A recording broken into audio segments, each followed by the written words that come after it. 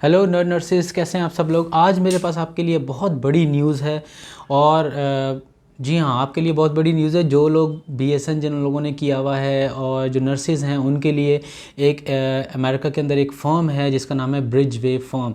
वो masters programme लेके आई है उन नर्सेज के लिए जिन लोगों ने बीएसएन किया हुआ है। और सबसे बड़ी बात ये है, मैं न्यूज़ इसलिए कह रहा हूँ और एक ये बहुत बड़ी अपॉर्चुनिटी है आपके लिए, क्योंकि इसमें आपको फ्री स्कॉलरशिप मिल रही है। मतलब आपका प्रोग्राम जो है पूरा एमएसएन का वो 3 इयर्स का है और वो आपको फ्री ऑफ कॉस्ट है, जिसमें आपको यहाँ से जाने के लिए आपको टिकट भी दी जाएगी, सारे प्रोसेस में हेल्प की जाएगी। वहाँ पर रिहाइश जो आपकी हॉस्टल में होगी, आपका आने जाने का फेयर, अकोमोडेशन और आपका जो सारे एक्सपेंसेस हैं वो फर्म उठाएगी। तो ये बहुत बड़ी अपॉर्चुनिटी है। तो हम इसके बारे में डिस्कस करते हैं। इसमें आपको क्या चाहिए होगा। सबसे पहले आपकी जितनी भी आप ब्रिजवे फर्म की जो लिंक है वो मैं यहाँ पर डिस्क्रिप्शन में डाल दूँगा, उसमें आपने क्लिक करना है और अप्लाई करना है। अपनी सीवी अपलोड करनी है, अपनी सीवी प्रॉपर अपलोड करनी है जिसके अंदर आपके सारे एक्सपीरियंस होने चाहिए, सारे एकेडमिक्स होने चाहिए और आपकी एजुकेशन होनी चाहिए। ठीक है, अपनी प्रॉपर एक सीवी बनाएं और उसको आप अपलोड करें। देन अब वो आपको इंटरव्यू के लिए कॉल करेंगे। इंटरव्यू के कॉल करने के बाद आपसे सारी इन्फॉर्मेशन ली जाएगी, आपके फैमिली के बारे में, आपके किड्स के बारे में, और आपकी सारी इन्फॉर्मेशन लेके फिर वो आपसे डॉक्यूमेंटेशन का प्रोसेस आएगा। जिसमें इसमें आपके पास 2 ऑप्शंस हैं। एक ऑप्शन है कि आप मास्टर्स के लिए अप्लाई करें जो कि फ्री ऑफ कॉस्ट है, उसमें आपका कोई भी ख़र्चा नहीं होगा। ठीक है, सिर्फ आपने अप्लाई करना है और सारे आपका प्रोसेस वो खुद करेंगे। सेकंड ऑप्शन है इमिग्रेशन का। तो 2 रास्ते इसके अंदर होंगे, एक होगा F1 वीज़ा जो आपका स्टूडेंट वीज़ा होता है और दूसरा होगा इमिग्रेशन वीज़ा। इन दोनों में से आपने चूज़ करना है कि आप कौन सी साइड जाना चाहते हैं। मैं आपको ये रिकमेंड करूँगा कि आप F1 वीज़ा के लिए अप्लाई करें, बिकॉज़ इमिग्रेशन वीज़ा जो बहुत सारे नर्सेज यहाँ से, बहुत सारी फर्म्स हैं जिसके अंदर अवांत है, ब्रिजवे और ब्रिजवे तो इसमें अब काम कर रही है, और जितने भी शेयर वाटर हेल्थ है, और इसके अंदर बहुत सारी ऑर्गेनाइजेशंस है यूएसए की जिसमें नर्सेज अप्लाई करें। लेकिन इसका जो प्रोसेस है वो बहुत ज़्यादा लंबा है। तो F1 वीज़े का ये होता है कि जिसमें आपने जब आप अपने सेमेस्टर आपका स्टार्ट होने वाला होता है, जब यहाँ से आप अप्लाई करते हो, आपकी सारी चीज़ें मुकम्मल हो जाती हैं, आपको एडमिशन मिल जाता है। तो जो आपका एडमिशन स्टार्ट होता है जिस सेमेस्टर के अंदर, आप यहाँ पर पहले आप वीज़ा अप्लाई करते हो और इस वीज़े में आपको स्टूडेंट्स को जो नॉन इमिग्रेंट वीज़ा होता है वो आपको जल्दी मिल जाता है। जिसमें आप जब स्टूडेंट के लिए अप्लाई करते हैं तो आपको डेट जो है आप जल्दी की मिल जाती है और आपका वीज़ा इंटरव्यू जल्दी हो जाता है, और आपने सेमेस्टर से पहले वहाँ पर पहुँचना होता है। इसलिए इमिग्रेशन जो है आपका इमिग्रेशन जो सर्विसेज है वो थोड़ी लंबी होती हैं, और F1 वीज़ा जो है वो आपको जल्दी मिल जाता है क्योंकि आपने वहाँ पर स्टडीज़ के लिए जाना होता है। और ऐसा नहीं हो सकता कि आप स्टडीज़ के बाद जाएं। मिसाल के तौर पे आपका सेमेस्टर स्टार्ट हो गया और आपको वीज़ा बाद में मिले, ऐसा नहीं हो सकता। इसलिए आपकी एम्बेसी भी आप हेल्प करती है, उसमें आप डेट जल्दी ले सकते हैं। आपका इंटरव्यू जो है वो आप एक्सपेक्टेड इंटरव्यू के लिए अप्लाई कर सकते हैं। सबसे पहले हम बात करते हैं इसमें कि आपको इसमें किन किन चीज़ों की नीड होगी। सबसे पहले आपको इसमें आपका पासपोर्ट होना चाहिए जो कि वैलिड हो अप टू 6 मंथ्स, या ऐसा हो क्योंकि आप 3 इयर्स प्रोग्राम के लिए जा रहे हैं तो अपने पासपोर्ट को रिन्यू करवा लें ताकि वो आपका पासपोर्ट जो है वो 3 इयर्स तक कम से कम वैलिड हो। उसके बाद आपकी क्रेडेंशियल्स चाहिए होती है। मास्टर्स प्रोग्राम के लिए आपको क्रेडेंशियल्स जितनी हैं वो एवेलुएट करवानी पड़ती हैं CGFNS से। CGFNS एक इदारा है जो फिलाडेल्फिया USA के अंदर है, जो सारी आपकी क्रेडेंशियल वेरीफाई करता है। उसमें ये होता है कि जितनी और बहुत सारी इंस्टीट्यूट्स हैं जो आपके क्रेडेंशियल वैल्यूएट करती हैं, उनको कंफर्म करती हैं, उनको वेरीफाई करती हैं, लेकिन सबसे जो अच्छा इदारा है या जिस पे ज़्यादा रिलाई करती हैं वहाँ की फर्म्स, हॉस्पिटल्स, इंस्टीट्यूट, यूनिवर्सिटीज़, वो है CGFNS। तो CGFNS में आप अपनी डॉक्यूमेंट वेरिफिकेशन करवाएंगे। इसके लिए मैं एक और नई वीडियो बनाऊंगा कि CGFNS का जो प्रोसेस है वो किस तरह से स्टार्ट होता है। आप मेरी how to become a US RN के अंदर जब आप मेरी वीडियो देखेंगे उसमें आपको CGFNS का सारा प्रोसेस मिल जाएगा। वो मैं लिंक में डिस्क्रिप्शन में भी डाल दूंगा। उसमें आपने क्या करना है, अपनी क्रेडेंशियल वैल्यूएशन करवानी है। उसकी जो रिपोर्ट होती है वो आपने ब्रिजवे फॉर्म वालों को चाहिए होती है, क्योंकि जब आपको वहाँ पर मास्टर प्रोग्राम में एडमिशन मिलेगा तो उनको इसकी ज़रूरत होगी। दूसरा आपको क्या करना होगा, आपने वहाँ के बोर्ड में किसी में अप्लाई करना है जो कि ईजीली हो जाए। जैसे कि न्यूयॉर्क बोर्ड है, टेक्सास बोर्ड है, मैं ये आपको रिकमेंड करूँगा आप डायरेक्टली अपने डॉक्यूमेंट्स न्यूयॉर्क बोर्ड में भेजें और वहाँ पर CGFNS में अप्लाई करेंगे तो जो न्यूयॉर्क बोर्ड है वहाँ पर CVS रिपोर्ट चाहिए होती है। जैसे टेक्सास बोर्ड के लिए CES रिपोर्ट चाहिए होती है जिसका एब्रीवेशन है क्रेडेंशियल वैल्यूएशन सर्विसेज। इसी तरह से क्रेडेंशियल वैलिडेशन सर्विसेज जो होता है वो रिपोर्ट जो होती है वो न्यूयॉर्क बोर्ड के लिए होती है।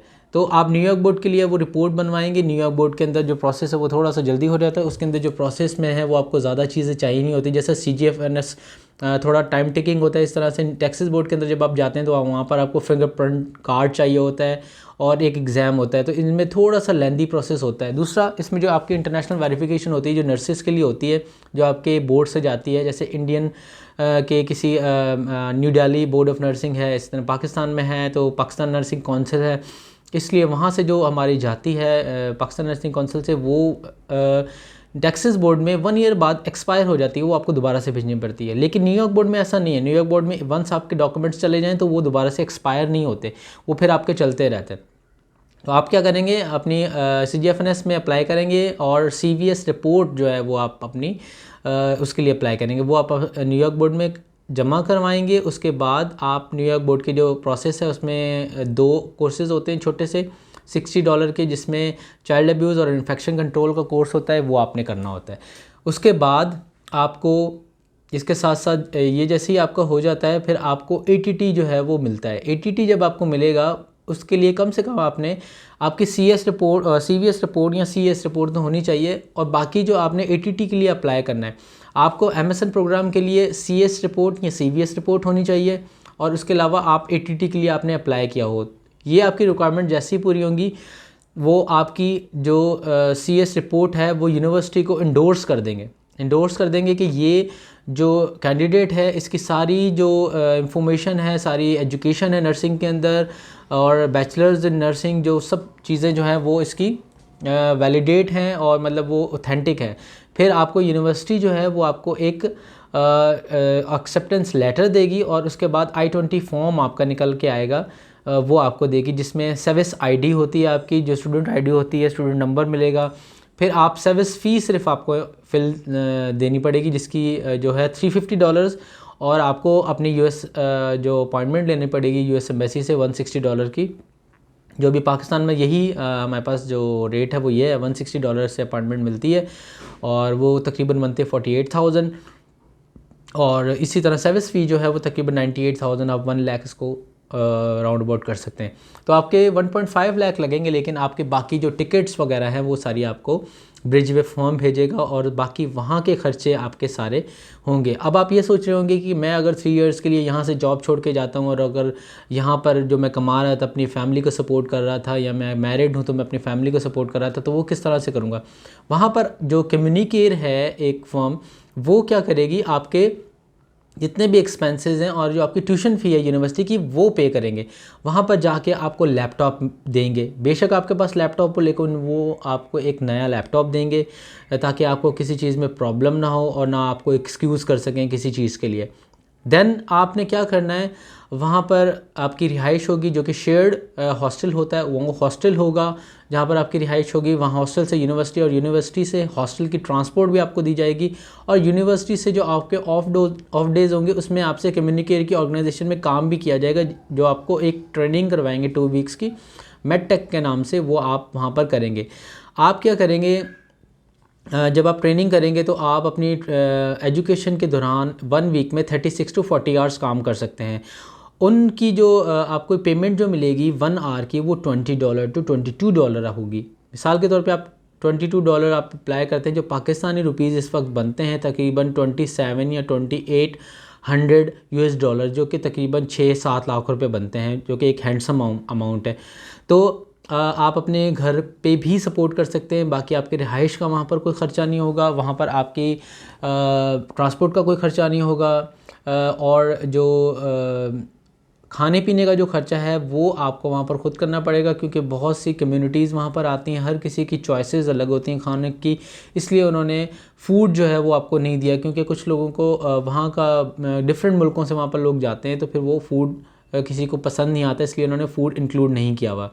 सेकेंडली जब आप वहाँ पर एडमिशन का हो जाएगा तो आप वहाँ पर काम करेंगे, साथ में अर्निंग करेंगे, और दूसरा आप वहाँ पर स्टडीज़ अपनी करेंगे। जो आपकी मास्टर्स प्रोग्राम है वो अडल्ट जेरोंटोलॉजी के अंदर होगा, जो कि आपकी एजिंग और आपके जो ओल्ड्स की जो स्टडी होती है उसके बारे में होगी। तो आप ये इसमें अप्लाई कर सकते हैं। ये बहुत बड़ी अपॉर्चुनिटी है। मैं अपने जितने भी सारे नर्सेज हैं जिन लोगों ने एनक्लेक्स के लिए अप्लाई किया हुआ है, जिन लोगों ने CGFNS की रिपोर्ट के लिए अप्लाई किया हुआ है, और जिनके पास अपनी CS रिपोर्ट है ऑलरेडी, और उन लोगों ने वंस एनक्लेक्स दे दिया है, और अगर एनक्लेक्स नहीं भी दिया हुआ तो वो जिन लोगों ने ATT के लिए जस्ट वो अप्लाई करें और ये सारा प्रोसेस करें, और वो यहाँ से ईज़िली मूव हो सकते हैं। सेकंड ऑप्शन इसके अंदर होता है इमिग्रेशन का, जो कि थोड़ा टाइम टेकिंग है, इसकी वजह से मैं आपको जो है मास्टर्स प्रोग्राम जो है वो रिकमेंड कर रहा हूँ। इमिग्रेशन प्रोग्राम उन्हीं की तरह है जिस तरह से अवांत का है, जिस तरह से शेवॉटर हेल्थ का है और OGP का है, उसी तरह से है। उसके एक लॉन्ग प्रोसेस है। आप इमिग्रेशन के लिए अप्लाई करते हैं तो आप में इसमें वेटिंग बहुत ज़्यादा होती है आपकी एम्बेसी इंटरव्यू में। तो आज के लिए इतना ही, और दूसरी वीडियोस मैं अभी अपलोड करने वाला हूं, तो जिसके अंदर आपको मैं आप किस तरह से कॉम्पैक्ट लाइसेंस होते हैं जो US के अंदर होते हैं, 38 स्टेट्स के अंदर आप आउट ऑफ 50 स्टेट्स 38 स्टेट्स में कैसे काम कर सकते हैं, कॉम्पैक्ट लाइसेंस कैसे होता है, कौन सी स्टेट्स हैं, ये मैं वीडियो अपलोड करूंगा। और जो इस हवाले से कोई भी प्रोसेस में आपको प्रॉब्लम हो, आप नीचे कमेंट्स में मुझे बताएं ताकि मैं उन सारी कमेंट्स का आपको आंसर कर सकूं। ठीक है, आप पर्सनल मेरे फ़ोन पे भी मुझे रब्ता कर सकते हैं। सेकेंडली मैं रिकमेंड करूँगा कि आप मुझे डिटेल यहाँ पर अपने कमेंट्स में बताएं। और मैं ख़ासतौर पे शुक्रिया अदा करना चाहता हूँ अपने इंडियन सब्सक्राइबर का, जो मुझे बहुत ज़्यादा सपोर्ट कर रहे हैं। Thank you so much. Nepal से, फ़िलीपीन से और दुबई से, कुवैत से जो लोग मुझे कांटेक्ट करते हैं, मैं उन सबका बहुत शुक्रगुज़ार हूँ। अपनी कमेंट्स में आप मुझे बताएं जिस टॉपिक के आप बारे में आप सीखना चाहते हैं, जानना चाहते हैं, मुझे बताएं ताकि मैं वो वीडियो बना सकूं। Thank you so much.